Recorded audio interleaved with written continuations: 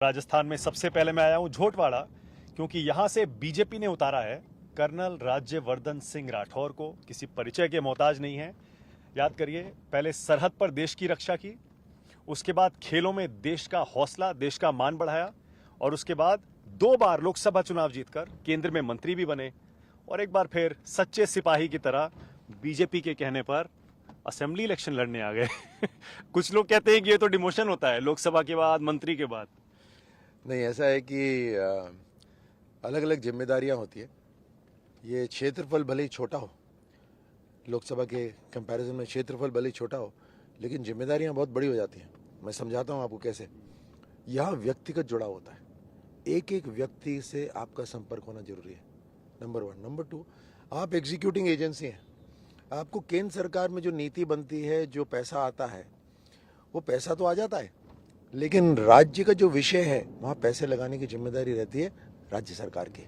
यानी पानी, शिक्षा, स्वास्थ्य, खेल, बचा क्या, लॉ एंड ऑर्डर, सब कुछ तकरीबन राज्य सरकार की जिम्मेदारी रहती है। यही दिक्कत आती है, एग्जीक्यूटिंग के अंदर दिक्कत आती है। वहाँ दिल बहुत साफ है, ईमानदार है। प्रधानमंत्री मोदी जी जबरदस्त मेहनत करते हैं, दिन रात करते हैं, देश की अर्थव्यवस्था मजबूत कर रहे हैं, देश आगे बढ़ रहा है। और जब वो वहां से पीने के पानी के लिए 29,000 करोड़ रुपए राजस्थान को भेजते हैं, तो क्योंकि हमारे संविधान के अंदर जल राज्य का विषय है, तो राज्य की पूरी जिम्मेदारी हो जाती है। अब राज्य ने 29,000 करोड़ में से केवल 8,000 करोड़ खर्च करा। क्यों? क्योंकि उनको अपना हिस्सा डालना था। हिस्सा डालने की ना मंशा है, ना इनकी काबिलियत है, नहीं डाला। उस 8,000 करोड़ को भी किस किस को टेंडर दिए? सब ने भाई भतीजे को टेंडर दिए। नीचे सड़कें खोद दी पाइप बिछाने के लिए, अब खोद के निकालना, और जोड़ा नहीं कहीं उसको, टंकी बना दी, बिना मिट्टी की टंकी बना दी, गिर रही हैं टंकियां, पानी का कोई कनेक्शन हुआ नहीं। लगा दिया उन्होंने, यहाँ ईंट लगा दिया, वहाँ पत्थर लगा दिया, और बोला साहब 8,000 करोड़ खत्म हो गए।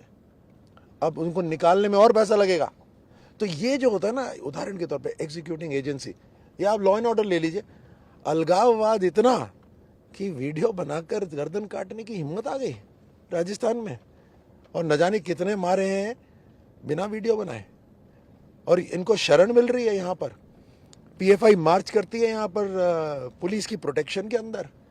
यहाँ आपको रामनवमी मनानी हो तो आपको भजन कौन सा बजेगा, उसकी अनुमति राज्य सरकार के लेनी पड़ती है। ऐसा तो शायद अंग्रेजों ने भी नहीं करा था। यहाँ रामनवमी का जुलूस निकालते हैं तो धारा 144 पहले ही लगा देते हैं। ये सारा का सारा जो हुआ, आपने कुछ दिन पहले कहा था, जब आपके टिकट का ऐलान हुआ था, कि कांग्रेस अगर इसे अपना गढ़ समझती है तो घर में घुस के मारेंगे। ये आपका फौजी वाला और जो खिलाड़ी वाला अवतार है, क्या ये यहाँ इस राजनीति के नए मैदान में, विधायक वाले मैदान में भी आप उसे इस्तेमाल कर रहे हैं? देखिए, जनता को ना ये घुमा फिरा के जो अभी तक बातें करते थे पॉलिटिशियंस की, कुछ बोलेंगे भी नहीं लेकिन बोल भी दिया, वो इस तरह से, वो डिप्लोमेसी की जगह होती है। जहाँ जनता से जुड़ाव चाहिए, आप जनता को स्पष्ट चीजें करोगे क्या? तो वहाँ मुझे लगता है कि मैं स्पष्ट भाषा बोलता हूँ। मैं फौजी हूँ, खिलाड़ी हूँ, मेरे को इतना ज़्यादा घुमा के बात करने का आता नहीं है। तो मैंने ये उनके लिए कहा था कि अगर कि चलो हम तो चुनाव जीत रहे हैं, हम राजस्थान में सरकार बना रहे हैं, लेकिन स्पष्ट है, हमने तो 3 तारीख का इंतजार नहीं करा। अभी से हमने ये हाई टेंशन लाइन जारी है, नीचे सीवेज लाइंस नहीं है, हमने काम शुरू कर दिया। हरदीप जी पुरी को बुला लिया था यहाँ पर, हमने बोला देखिए, और उन्होंने बोला एक झटके में केंद्र सरकार राज्य सरकार मिलकर काम कर देगी, तो हमने तो काम शुरू कर दिया।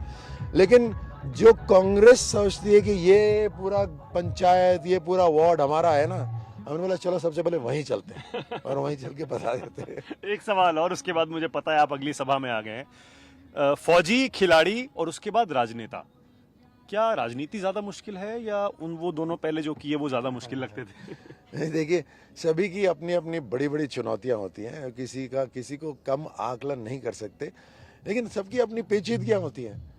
तो राजनीति की तो जबरदस्त रूप से पेचीदगियां हैं, लेकिन यहाँ पे एक सुकून ये बड़ा मिलता है कि आप यहाँ जो काम करते हैं ना, उससे लाभ हजारों लाखों को मिलता है, तो वो एक सुकून मिलता है। तो वही होता है, मेरे युवा अगर जो इसको देख रहे हैं, वही है कि जितनी बड़ी चुनौती उतना बड़ा उसका फल मिलता है। और अगर आप बड़े मकसद के लिए जीते हैं, तो बड़ा मकसद अपने से बड़ा होना चाहिए।